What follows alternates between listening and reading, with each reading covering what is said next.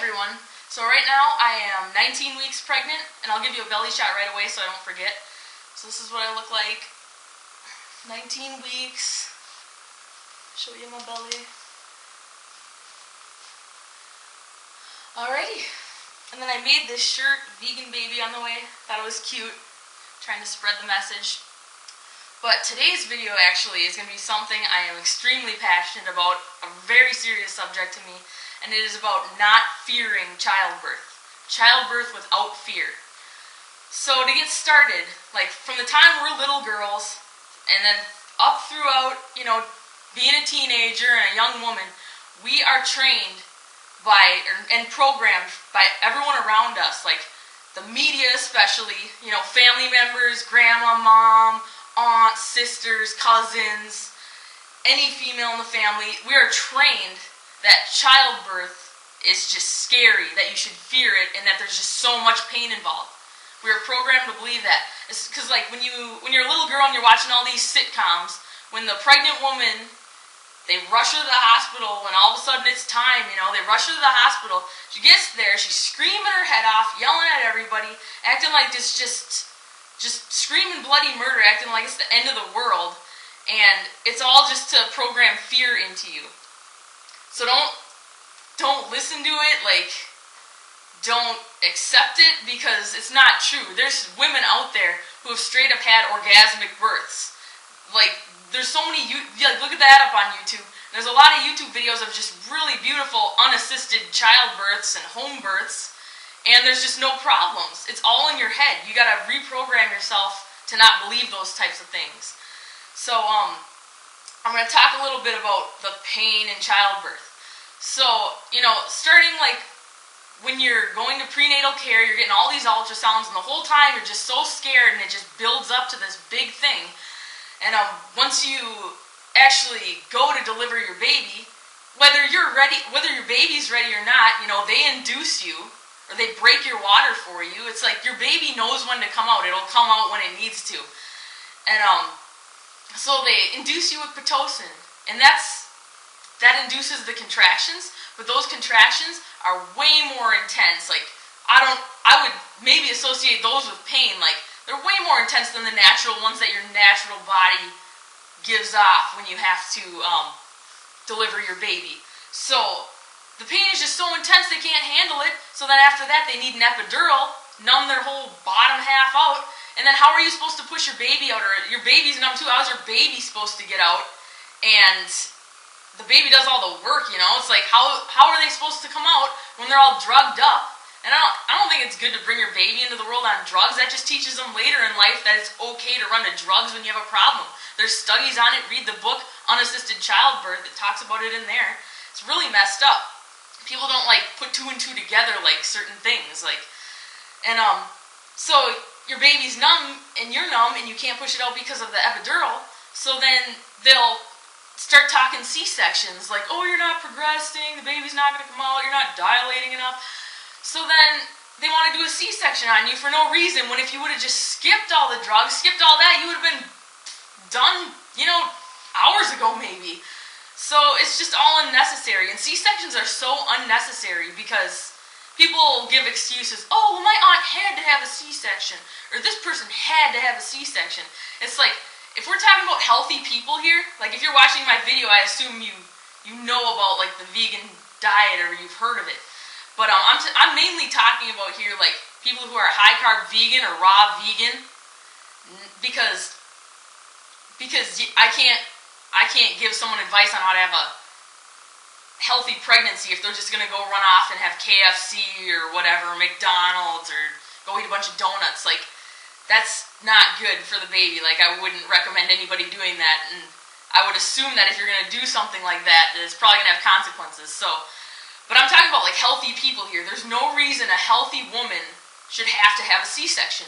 It's just not, it doesn't happen. It doesn't happen in nature. Animals aren't around getting C-sections. But you can deliver a breech baby the natural way.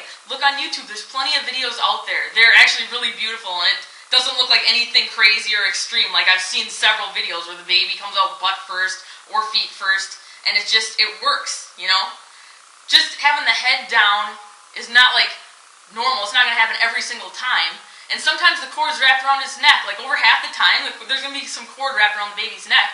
And you just deliver the baby and unwrap it. It's not a big deal. People freak out about it because you're programmed by all the medical industry and TV shows and all this media stuff and family members that it's got to be some big, horrible deal, you know? Some scary thing. It's not. So yeah, breech births, totally do it without a C-section because you can. And yeah, and another thing about hospitals, like, it's just so stressful. Like, it's so bad. I would be scared going to the hospital. Like, it's messed up. Like, it's such a stressful situation. All these bright lights. Doctors coming in every 5 minutes to look at your wife's vagina. It's like, and measured out in dilation and all this. And it's like, I think it should just be the woman and the husband, because you're the two that made the baby, so you're the two that are going to deliver the baby. You know? You don't need a doctor there when you're trying to make a baby. How awkward is that? But, yeah. What was another thing I was going to say? Yeah, just don't even think about dilation and, like, don't be objective while you're trying to give birth and deliver your baby, because you need your mind in a totally different spot. You can't be thinking about the time, dilation, all these things. You need to just be thinking about, like, sorry, my camera cut off. But, yeah, don't be worried about time or dilation, or don't, like, have people asking you all these specific questions when you're trying to give birth, because you kind of have to be back off in your own little world. You can't be coming out to, like, worry about answering all these questions or having the fear of, oh, I'm not dilating enough, I'm not progressing enough. Just let nature take its thing. You kind of have to go back into your animal self and think like a monkey. Like, they don't worry about anything, you know? It's just natural. It's what they do. So yeah, try to just don't worry about fear. Read the books Unassisted Childbirth and Birth Without Fear, for sure, if you are pregnant or expecting. Like, a lot of people say that they've read What to Expect When You're Expecting. It's like, I saw that book at Target once when I was there. I kind of flipped through it and I'm like, why would I want to expect any of this while I'm expecting? Like, I want to expect to be sick and have all this pain and cramps and swelling and just all these problems, like, and all, like, the problems they talk about, like, that are necessary for a C-section, breech birth, and all this. It's like, that book is, like, garbage.